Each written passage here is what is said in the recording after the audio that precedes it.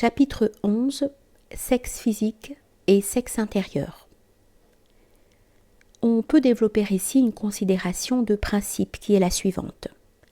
Partout où sont attestées des formes de dépassement effectif de la condition humaine, le sexe doit être conçu comme un destin, un fait fondamental de la nature humaine.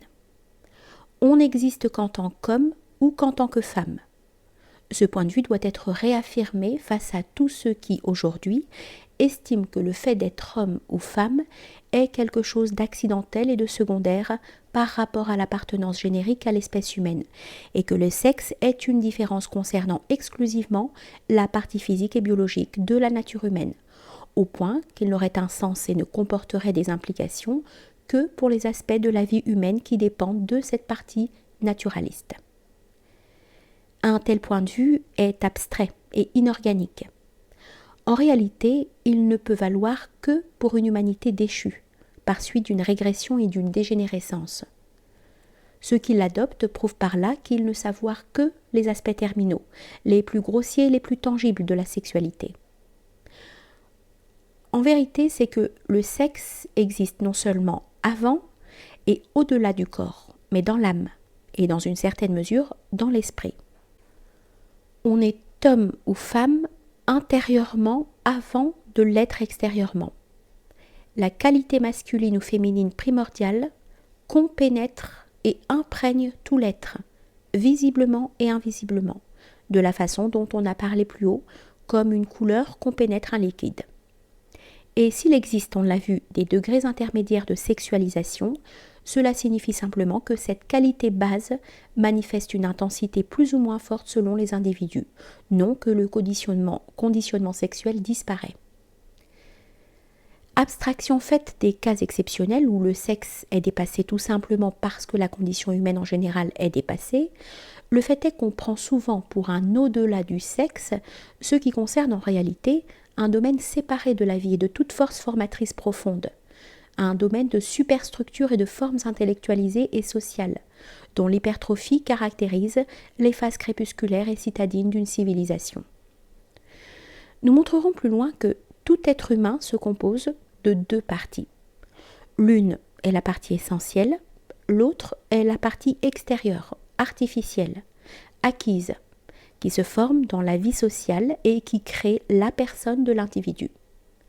Personne entendue ici au sens originel du terme, qui voulait dire, comme on sait, masque, le masque de l'acteur, par opposition au visage, qu'on peut faire correspondre en revanche à la partie essentielle.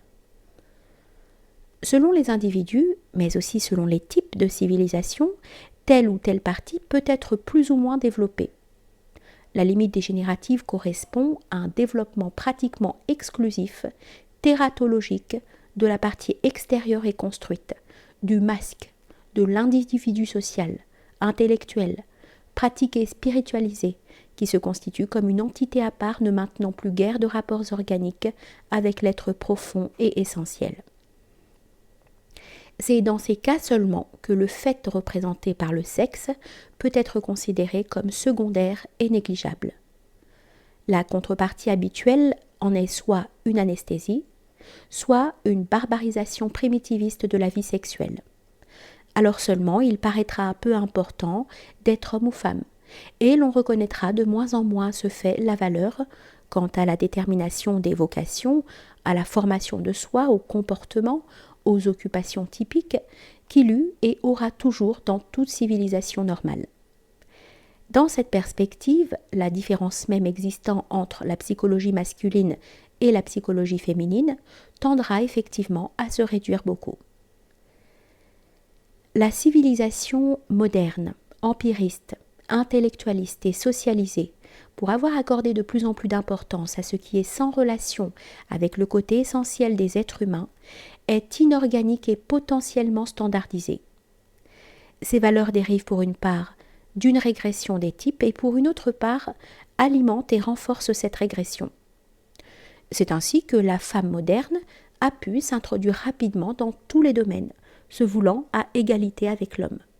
précisément parce que les dons, les qualités, les comportements, les activités les plus caractéristiques et les plus répandues dans la civilisation moderne n'ont plus qu'un rapport très ténu avec le plan profond, où vaut la loi de sexe, en des termes ontologiques plus encore que physiques, biologiques ou même psychologiques. L'erreur qui se tient à la racine de la compétition féministe et qui en a rendu possible le succès, c'est précisément la surestimation, propre à la civilisation moderne, de l'intelligence logique et pratique, simple accessoire de la vie et de l'esprit qui sont l'une comme l'autre différenciées, tandis que l'intelligence est informe et neutre, susceptible de se développer dans une mesure presque égale aussi bien chez la femme que chez l'homme.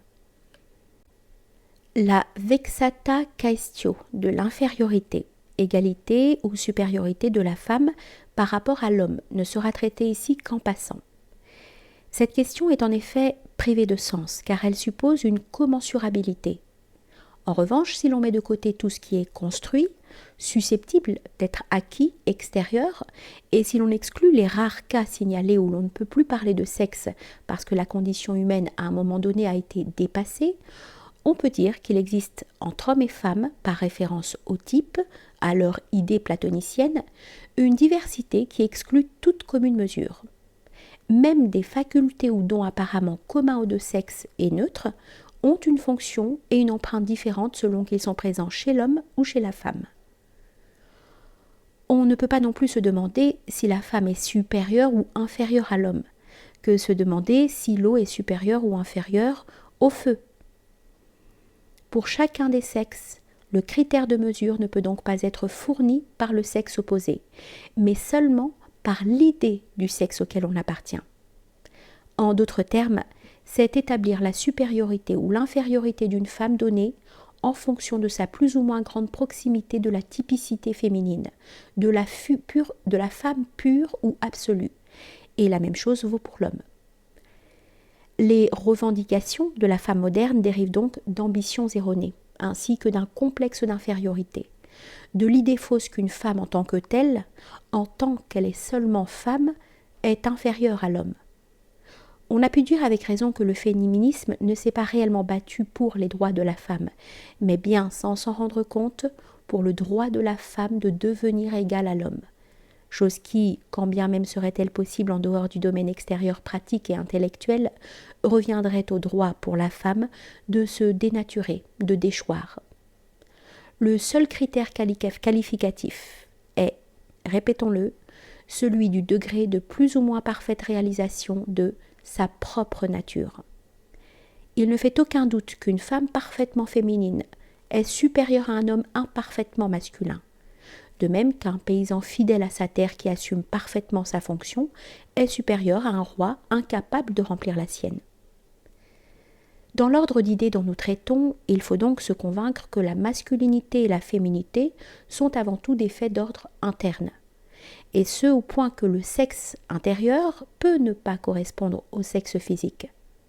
C'est une chose bien connue qu'on peut être homme par le corps sans l'être pour autant par l'âme, et vice-versa.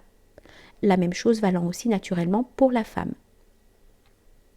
Ce sont là des cas d'asymétrie dus à divers facteurs, analogues aux cas qu'on rencontre dans la sphère raciale, des individus possédant les caractères somatiques d'une race et les caractères psychiques et spirituels d'une autre race. Mais cela ne porte pas préjudice à la qualité basse du fluide d'un être, selon qu'il est physiquement homme ou femme, ni à l'unité du processus de sexualisation.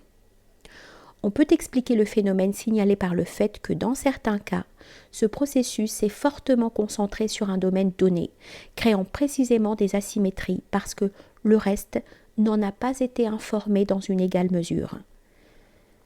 Sur le plan typologique, c'est cependant le fait interne, le sexe intérieur qui reste toujours décisif. Une sexualisation perceptible sur le seul plan physique est d'une certaine façon, si développée soit-elle, une sexualisation tronquée et vide. Celui qui n'est pas homme quant à l'esprit et l'âme n'est pas vraiment un homme, et l'on peut en dire autant de la femme. Tout cela, il est bon de le souligner, parce qu'il faut tenir compte de la loi de l'attraction sexuelle. les quantités de masculinité et de féminité qui se complètent tour à tour et dont il est question dans cette loi doivent être entendues au sens le plus vaste, donc dans toute leur complexité éventuelle. En effet, c'est la virilité spirituelle qui, fût-ce obscurément, excite et réveille la femme absolue. Dans le cas limite, lorsque cette virilité dépassant le stade du guerrier et du dominateur s'oriente carrément vers le surnaturel. Nous parlerons plus loin des aspects métaphysiques et existentiels de ce dernier cas. Expressif est un exemple créé par l'art, celui de la Salomé de Wilde. Salomé ne voit pas le centurion fou d'amour pour elle, qui lui offre tout et à la fin se tue pour elle. Elle est fascinée par Jochanan, le prophète, l'ascète. Elle, la Vierge, lui dit « J'étais chaste et tu m'as contaminée. J'étais pure et tu m'as rempli les veines de feu. Que ferais-je sans toi ? Ni les fleuves ni les grands lacs ne pourront éteindre le feu de ma passion. » Il faut associer au phénomène relevé plus haut des divers degrés de sexualisation au physique comme au spirituel un autre phénomène, celui des divers interconditionnements entre sexe intérieur et sexe corporel. Cet interconditionnement n'est rigide que dans le cas d'individus primitifs, c'est-à-dire déchus par rapport au type.